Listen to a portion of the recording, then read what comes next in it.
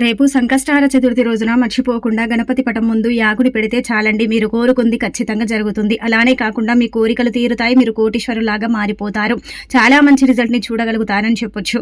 కాబట్టి ఖచ్చితంగా ఏంటంటే ఉదయాన్నే లేవండి, శుచిగా స్నాన కార్యక్రమాలు చేయండి, ఉతికిన వస్త్రాలను ధరించి ఆ తర్వాత ఏంటంటే గనక గణపతిని ఈ విధంగా పూజించండి. ఇలా గణపతిని పూజించటం వల్ల అష్టైశ్వర్యాలు సిద్ధిస్తాయి. అలానే కాకుండా అద్భుతమైన ఫలితాలు కూడా ఉంటాయని మనకు పురాణ గ్రంథాల్లో చెప్పబడుతుందన్నమాట. అందుకే స్నానం చేసిన తర్వాత ఉతికిన వస్త్రాలు ధరించి ఇంకా అనంతరం ఏంటంటే ఇంట్లో గణపతి పటాన్ని క్లీన్ చేసుకొని పసుపు కుంకుమతో బొట్టు పెట్టి ఆ తర్వాత ఏంటంటే గనక గణపతి పటం ముందండి ఎర్రటి పుష్పాలతో అలంకరణ చేసిన తర్వాత దీపారాధన చేయండి.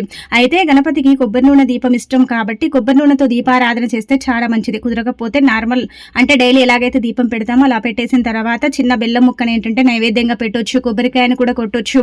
ఆ తర్వాత ఏంటంటే చక్కగా గణపతి నామాన్ని స్మరించుకుంటూ అంటే గణపతి నామాన్ని పఠించండి. ఓం గం గణపతి నమః, లేదంటే ఓం వక్రతుంటాయ నమః, ఇలా గణపతి నామాన్ని ఏదైనా సరే పఠించవచ్చు. 11 సార్లు గణపతి నామాన్ని మనము అంటే ఇలా చదవటం వల్ల లేదంటే గనక గణపతి మంత్రాన్ని మనం ఈ విధంగా ఆచరించడం వల్ల మంచి ఫలితాలు అయితే ఉంటాయి. ఇంకా ఆ తర్వాత ఒక అంటే గుర్తుపెట్టుకోండి, మీరు తమలపాకుని తీసుకోండి. తమలపాకు అతీత శక్తివంతమైనది కాబట్టి తమలపాకుని తీసుకొని చిటికెడంత పసుపుని తీసుకొని అందులో ఏంటంటే గనక కొద్దిగా నీళ్లు పోసి పేస్ట్ లాగా చేసి ఆ యొక్క పేస్ట్ని ఏంటంటే గనక తమలపాకు పైన మీ కోరిక ఉంగరపు వేలుతో రాయండి.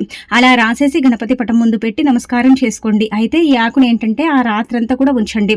అంటే సంకష్టహార చతుర్థి మనకు ఆదివారం వచ్చింది కదా, రాత్రంతా ఉంచి మరుసటి రోజు సోమవారం రోజున ఎప్పుడైనా సరే తీసేసి పారే నీళ్ళు ఎక్కడుంటే అక్కడ ఏంటంటే గనక ఈ ఆకుని పడేయండి. సరిపోతుందన్నమాట. మీ కోరిక తీరుతుంది, గణపతి అనుగ్రహం కలుగుతుంది, మీకు సకల శుభాలు కూడా చేకూరుతాయని చెప్పొచ్చు.